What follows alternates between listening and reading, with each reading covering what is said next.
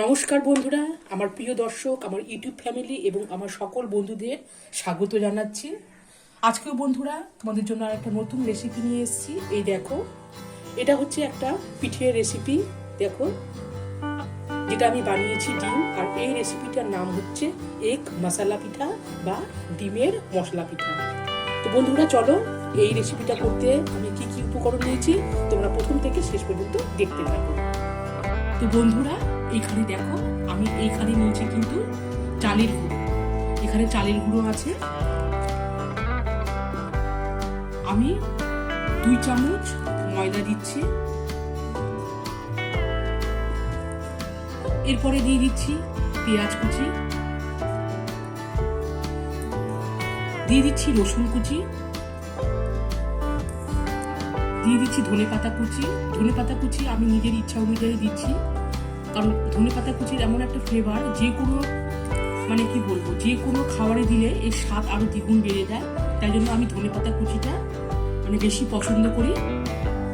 এখানে আছে আদা, আমি গ্রেটেড করে নিয়েছি।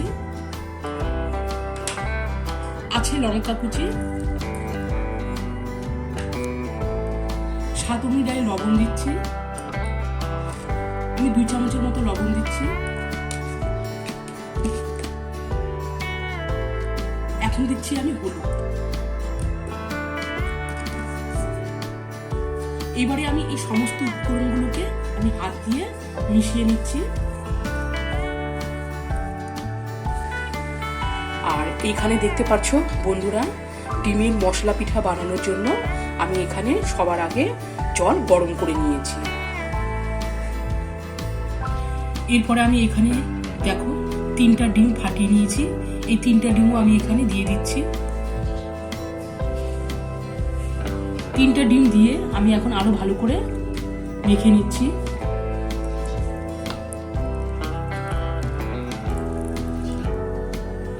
এখানে দেখতেই পেলে বন্ধুরা, আমি সবকিছু উপকরণ ম্যারিনেট করে নিয়েছি। এরপরে আমি এতে হালকা উষ্ণ গরম জল দিয়ে দিব, যেটা আমি আগে করেছিলাম। আমি এখন এটাকে ভালো করে মেখে নিব। তো বন্ধুরা, আমি এইভাবে অল্প অল্প করে জল দিয়ে আমি কিন্তু এই উপকরণগুলোকে নাড়িয়ে নিচ্ছি। তবে দেখতে হবে এখানে যে এই ব্যাটারটা যাতে বেশ মোটা না হয়, আবার পাতলা না হয়। সেই জন্য আমি এখানে আগে থেকে উষ্ণ করা গরম জল অল্প অল্প করে দিয়ে আমি কিন্তু এটাকে নাড়িয়ে নিচ্ছি।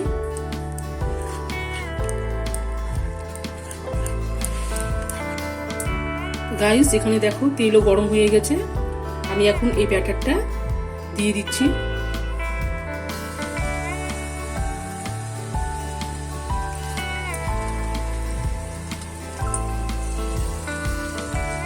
তো গাইস, এই দেখো পিঠাটাও রেডি হয়ে গেছে আর কত সুন্দর ফুলেওছে। তো এইভাবে আমি এখন একটা একটা করে দেখাচ্ছি তোমাদেরকে। আমি নামিয়ে নিচ্ছি।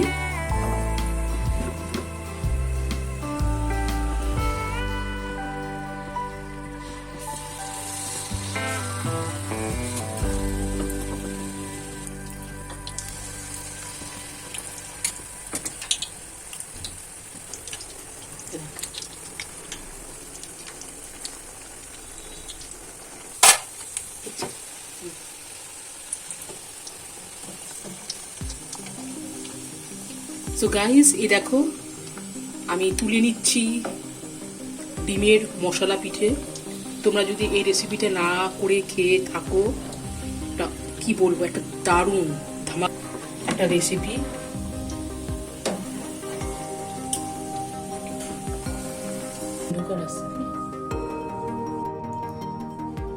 তো বন্ধুরা, এই দেখো রেডি হয়ে গেল এগ মশলা পিঠা বা ডিমের মশলা পিঠা।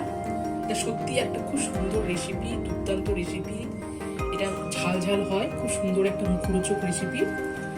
আর তোমরা যদি না করে থাকো অবশ্যই করবে, আর খেতে কিন্তু দারুণ হয়। এই দেখো আমি দেখাচ্ছি, ভেতরটাও কিন্তু একদম কাঁচা নেই আর একদম পারফেক্ট হয়েছে।